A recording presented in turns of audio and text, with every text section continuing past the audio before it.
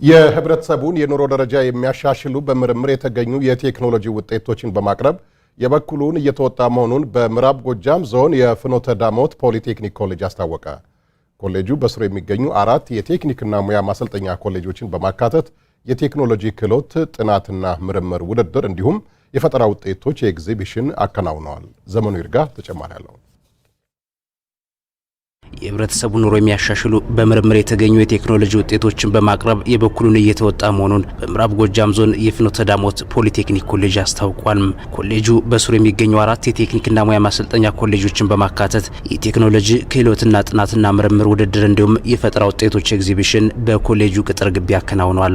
የፍኖተ ዳሞት ፖሊቴክኒክ ኮሌጅ ዲን ነብዩ መኮንን የቴክኒክና ሙያ ኮሌጆች ችግር ፈቺ የቴክኖሎጂ ፈጠራዎችን በማቅረብ የማህበረሰቡ ኑሮ እንዲሻሻል አበርክቷቸው የላቀ ነው ብለዋል። ቴክኖሎጂዎችን የማምረትና የማምጣት እንዲሁም የማሸጋገር እና የህብረተሰቡን ጠቃሚነት የማረጋገጥ ኃላፊነታችንን በእግረ መንገድ እየተወጣን እንሄዳለን። ቴክኖሎጂዎቹ የቀረቡት ከ4 ኮሌጆች ነው። የቀረቡት የቴክኖሎጂ አይነቶች የተለያዩ ናቸው፣ ችግር ፈቺ ናቸው። ይህ የተዘጋጀው የቴክኖሎጂ ክህሎት ጥናትና ምርምር ውድድርና አውደ ርዕይም የኮሌጅ አሰልጣኞችንና ተማሪዎችን የፈጠራ ችሎታ ከማሳደግ ጎን ለጎን ማህበረሰቡ ችግር ፈቺ የቴክኖሎጂ አማራጮችን በቅርበት እንዲያገኝ እድል የሚፈጥር መሆኑን ተናግረዋል። ዋና ዓላማው የአሰልጣኝ መምህራንን የፈጠራ ክህሎት እና ተነሳሽነታቸውን ከፍ ለማድረግ ነው። በእግረ መንገዱ ደግሞ የአካባቢ ህብረተሰብ ደግሞ እየመጡ ያሉትን ቴክኖሎጂዎች እንዲያዩና እንዲጠቀሙ ለማድረግ ነው።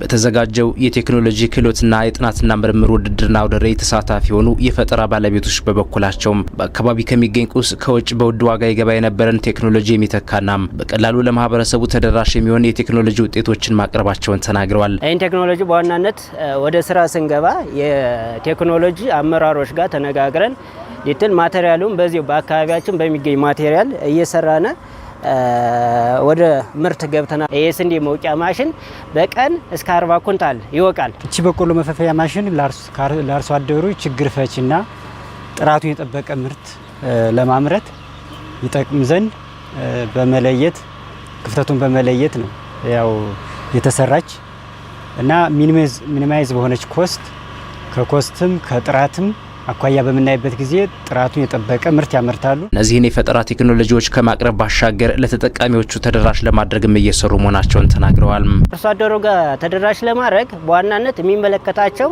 የግብርና ባለሙያዎች አሉ፣ አመራሮችም አሉ። ከነዛ ጋር ተቀናጅተን እንግዲህ የተሻሉ ሞዴል አርሶ አደሮችን ጋር አመጣን ግብርና እዚህ ስልጠና እንሰጣለን። ስለ ቴክኖሎጂው ጠቀሜታና ምንነት ከጥራትና ከምርት ተደራሽ ከማድረግ አኳያ ለአርሶ አደሩ ከ160 በላይ አርሶ አደር ተደራሽ ሆኗል። በዞኑ የሚገኙ 12 የቴክኒክና ሙያ ኮሌጆች ከመማር ማስተማሩ ባሻገር ለአካባቢው ማህበረሰብ ችግር ፈቺ የቴክኖሎጂ ፈጠራ ውጤቶችን በማቅረብ እየሰሩ መሆናቸውን የተናገሩት ደግሞ የምዕራብ ጎጃም ዞን ስራና ስልጠና መምሪያም የትምህርትና ስልጠና ቡድን መሪ ብርሃኑ ወግማስ ናቸው። በምዕራብ ጎጃም ዞን 12 ቴክኒክና ሙያ ኮሌጆች አሉ። ከነዚህ ውስጥ 3 ፖሊ ቴክኒክ ኮሌጆች አሉ።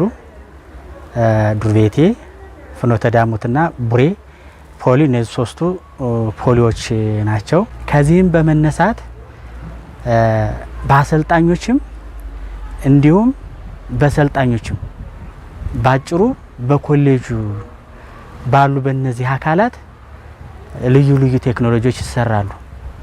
እነዚህ ልዩ ልዩ ቴክኖሎጂዎች የሚሰሩት በተለይ እንደ ምዕራብ ጎጃም ስነሳ የምዕራብ ጎጃምን ምርትና ምርታማነትን መሰረት ያደረገ ነው ብዬ ማለት እችላለሁ። በቴክኒክና ሙያ ኮሌጆች የሚፈጠሩ የቴክኖሎጂ ውጤቶችን በቀጥታ ለተጠቃሚው ተደራሽ ለማድረግም ከሚመለከታቸው አካላት ጋር በቅንጅት እየተሰራ መሆኑንም ገልጸዋል። የበቆሎ መፈልፈያ፣ የጤፍ መውቂያ፣ የስንዴ መውቂያ እነዚህ ቴክኖሎጂዎች የተሰሩት ምንድነው ከአርሶ አደሩ ዲማንድ ወይም ደግሞ ከአርሶ አደሩ ፍላጎት የተነሳ ነው። ኮሌጆች በጣም ጠቃሚና አስፈላጊ የሆኑ ቴክኖሎጂዎችን በመስራት ለአርሶ አደሩ ተጠቃሚ በማድረግ ላይ ይገኛሉ። ለአማራ ሚዲያ ኮርፖሬሽን ለተጠናቀረው ዘገባም ዘመኑ ይርጋም፣ ፍኖተ ሰላም።